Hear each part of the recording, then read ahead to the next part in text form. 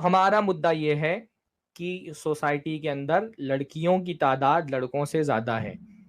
अब जो एक्स्ट्रा लड़कियां बचती हैं, अगर हर आदमी एक एक शादी पर इक्तिफा करेगा तो बहुत सारी लड़कियां ऐसी बच जाती हैं जिनको शौहर नहीं मिलता। तो अब क्योंकि लड़कियां ज्यादा हैं और शादी के लिए मर्द कम है, तो उसका उसका इस एक रिवाज ये बन जाता है कि भाई सप्लाई ज्यादा हो गई है, डिमांड कम है। अब वैल्यू को बढ़ाने के लिए लड़की वाली ये बोलते हैं, एक लड़का है उसके पास 4 लड़कियों के रिश्ते आ गए हैं, तो एक लड़की वाली बोलती है कि मैं बाइक दूंगा, दूसरा बोलता है मैं कार दूंगा, तीसरा बोलता है कि मैं फ्लैट दूंगा। तो ये जो दहेज की प्रथा है, ये प्रथा डायरेक्ट जुड़ी हुई है पॉलीगेमी से। जब मर्द एक से ज्यादा शादियां करने लगेगा तो इतनी ज्यादा लड़कियां नहीं बचेंगी कि उनका निकाह नहीं हो रहा, उनको शादी कराने के लिए जहेज की वैल्यू ऐड करनी पड़ रही है अपनी लड़की के साथ। तो हम ये कह रहे हैं कि जहेज का मसला पॉलीगेमी से डायरेक्ट जुड़ा हुआ है। पॉलीगेमी होगी, एक से ज्यादा शादियों का रिवाज होगा, तो जहेज की प्रथा इंशाअल्लाह ताला खत्म हो जाएगी। जहेज की प्रथा खत्म होगी तो जो लड़कियों को पेट में कत्ल कर दिया जा रहा है, बाहर अबॉर्शन सेंटर के बाहर बोर्ड लगा हुआ होता है, 5,000 खर्चा करो 5 लाख बचाओ, यानी 5,000 में बच्ची को सोनोग्राफी करके मार डालो अगर लड़की पेट में, तो 5 लाख का जहेज का तुम्हारा खर्चा बच जाएगा।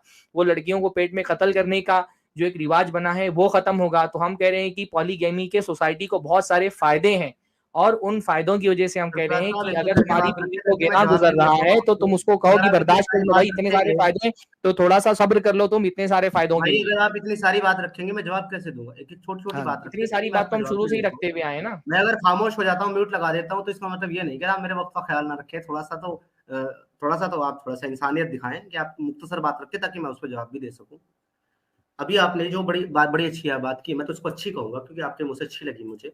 आपने ये कहा अरे है भाई कि कोई डिस्कशन का एक टाइम फिक्स 10 मिनट और वो जी, कर मेरे लीजिए। ख्याल से ऐसा करते हैं अभी। मेरी ट्रेन ऑलरेडी छूट चुकी है, 12:30 की ट्रेन थी मेरी। जी जी, तो चले, क्या मैं करें लास्ट बात करके लास्ट। निकलता हूँ।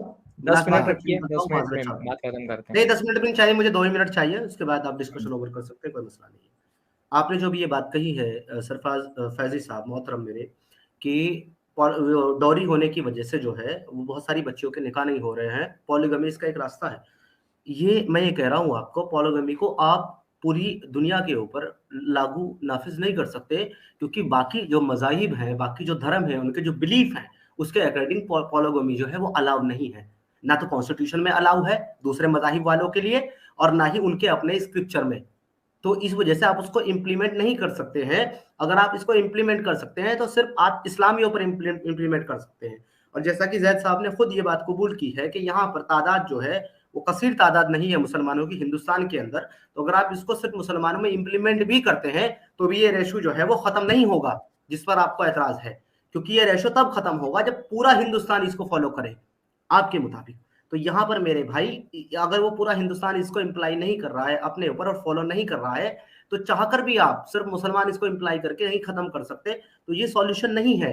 इस कंडीशन में या तो आप ये कहें कि अब हम इसको पूरे हिंदुस्तान और पूरी दुनिया में इंप्लीमेंट करना चाहते हैं ताकि ये चीज खत्म हो, तो आपकी बात मुझे वाजिब लगेगी कि आप करना चाहते हैं और कर सकते हैं, तो फिर एक अलग बात है। और अगर नहीं कर सकते और नहीं करना चाहते, सिर्फ मुसलमानों पर ही आप इसको अप्लाई रखना चाहते हैं शरिया के मुताबिक, तो मेरे भाई ये सॉल्यूशन नहीं है उस चीज का जो आप बता रहे हैं। इससे सिर्फ उन ये जो मैं फिर से कह रहा हूं, आप जो है ना एक कम्युनिटी के एतबार से मुझे आंकड़ा नहीं दिखा रहे, अगर आप दिखाएंगे तो आपको पता चल जाएगा कि ये जो 4-1 का डिफरेंस है ना, ये इसलिए है क्योंकि 4 शादी इस्लाम में जायज है और रोज जो है महिलाओं को तलाक इस्लाम के अंदर होती है। हिंदुइज्म की जो तलाक है ना, डाइवोर्स है, उसका कंपैरिजन करके देख लें आप मुस्लिम के मुताबिक उनकी जनसंख्या पॉपुलेशन के अकॉर्डिंग, यानी कि 30 करोड़ आप हिंदुओं को लें और 30 ही करोड़ आप मुसलमानों को लें, और उनके अंदर कितने % डाइवोर्स के केस आ रहे हैं वो आप उसको कंपेयर करके देख लीजिएगा, आपको समझ में आ जाएगा कि मसला कहाँ है। जी मेरे भाई, ठीक है, नहीं आपने फायदा तस्लीम कर लिया, हमको इतना काफी है। इम्प्लीमेंट होगा कि नहीं होगा वही बात, फिर आपने आप कहा अपने ना अपने कि बात फायदा के नहीं, जवाब में अभी डाल रहे आपने वो हैं। तस्लीम कर लिया, अभी मैं क्लिप निकाल दूंगा, आपने फायदा तस्लीम कर लिया है।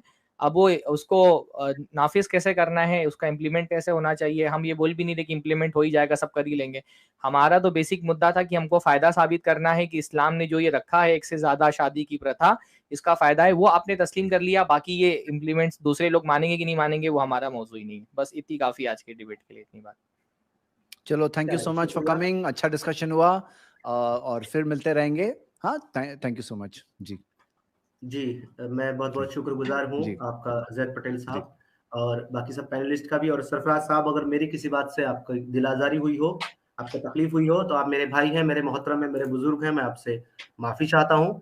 और अगर पैनलिस्ट में से किसी को भी तकलीफ हुई हो या सुनने वालों को किसी को ठीक मेरी है भाई, बात से बुजुर्ग नहीं हूँ, बाकी सारी चीजें ठीक है, मैं भी जी माफी चलें, चाहता हूँ कुछ बातों से। जो भी है, मैं आप लोगों से माजरत खाऊं अगर मेरी किसी बात से तकलीफ हुई हो। जी, लेकिन आप भी मैंने कोई चीज का बुरा मत मानिएगा जी, हम लोग एक अच्छा हेल्दी मैंने डिस्कशन इसी कर रहे नीयत थे। के साथ हाँ, ये thank you so much discussion जी। किया है जैद जी साहब, कि ट्रांसफर ऑफ नॉलेज होना चाहिए। जो मेरे ख्यालात हैं वो आप तक जाएं, और आपके जो ख्यालात हैं वो मुझ तक आए। बहुत बहुत शुक्रिया, इसीलिए मैं आपके जी चैनल पर जुड़ा था, क्योंकि आप अखलाक के तौर पर भी और इंसानियत के तौर पर भी जैद साहब मुझे एक बेहतरीन इंसान लगते हैं।